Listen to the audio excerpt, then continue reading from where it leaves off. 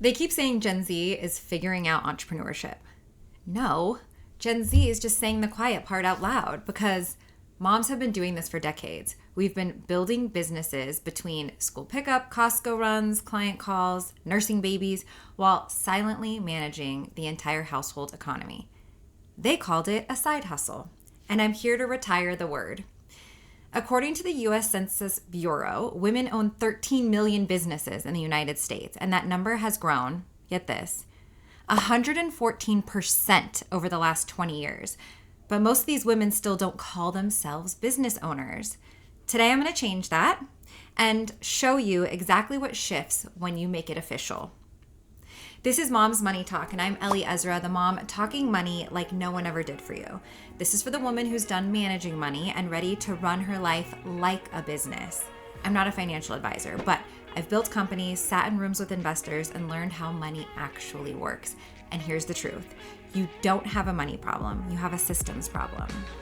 This isn't about budgeting harder or cutting lattes. It's about spending with intention, building assets, and thinking like the CFO of your household. Because if you're a mom, you're already running a business, the business of the home. So I'm giving you the playbook, one that makes your life feel lighter, not heavier. The word is the problem. Side hustle is a diminishing word. It tells you and everyone around you that what you're building is secondary, extra, optional. It's not.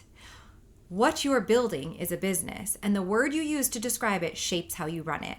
When you call it a side hustle, you diminish the real work on running a business that comes with it. You don't track your numbers seriously, you don't separate your accounts, you don't think about taxes, you don't think like an owner. You think like someone who's just making a little extra money, and that mindset is expensive. When you call it a business, you make different decisions. You protect it differently. You invest it differently. You show up for it differently. The rename is the strategy. Here's what I want you to hear. You've been running a business for years. You just weren't calling it that. Running a household requires the same skills as running a company. Come at me. I do both. I work with leaders of businesses. They just have better frameworks, one that came from studying best practices. Here is where we get to reframe all of this for you. You manage a budget, just like a CFO. You coordinate logistics, just like an operations manager. You make purchasing decisions, just like a procurement director. You manage relationships, just like a client success lead. You plan long-term outcomes, just like a CEO. The mom who manages her household economy well and then launches a product business is not starting from zero. She's applying existing skills to a new revenue stream. The only thing that was missing was permission to call it what it is. You have the permission now. Here's the 4 shifts that make it real. And here's the difference between someone with a side hustle and someone with a business. Shift 1, they track their money. A business has a profit and loss statement, a P&L. Revenue in, expenses out. What's left? Profit. You need to know your numbers every month, not quarterly, every month.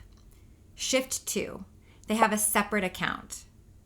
The moment your business makes money, you got to keep it in its own place. You can't mix business money and personal money because then you stop being a business owner and start being an expense category.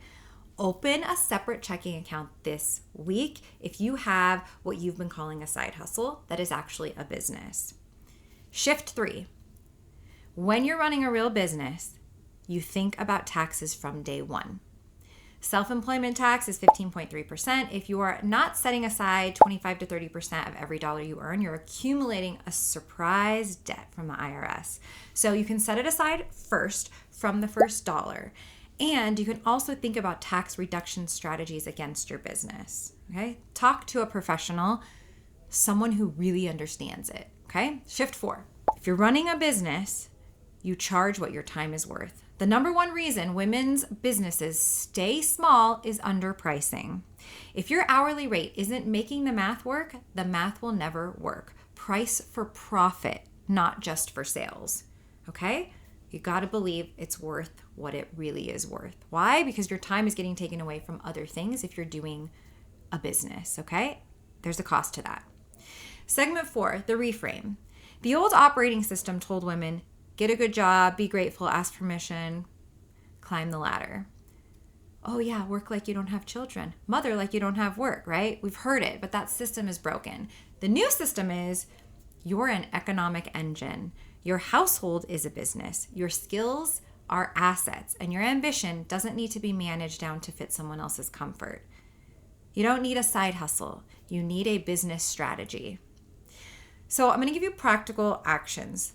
3 shifts here. Shift 1, rename it out loud and in writing. This week, update your email signature, your Instagram bio, or LinkedIn profile. Change freelancer or small business owner or side hustle. Please tell me it doesn't say that. To the actual name of your business and your title. What are you? Write it down. Say it out loud. The rename rewires how you operate. This is Mom's Money Talk. It's run by an LLC. Shift 2, open the account today. Go to your bank's website or app right now and open a free business checking account. Now, if you need to go into the branch, great. Guess what? You'll meet a business banker. They'll tell you everything they have available. So you come, maybe you want to fund it with $100, whatever it is. Go sit and meet your new business banker. From this day forward, every business dollar that goes in, every business expense comes out. Everything that's business. This one moves separate from your personal finance and from your business finance and makes numbers real. That starts to get fun. Shift 3, set your price and your tax rate. Look at what you currently charge. Now calculate backwards. Are you profitable after your time, your tools, and your 25% tax set aside? If the answer is no, your price is too low. Pick a new price. Email one current or potential client this week with your updated rate. Not next month, this week. I've got a free resource in the show notes. It's a business owner starter checklist. It walks you through the rename, the separate account setup, and pricing formula to make sure your business is actually making money. So grab it and make it official. This is Mom's Money Talk. I'm Elli Ezra, and I'm here to remind you you're not bad with money. You're probably running an entire household economy without enough support, language, or systems. So this week, spend smart, acquire assets, and run your household like a wealth-building machine.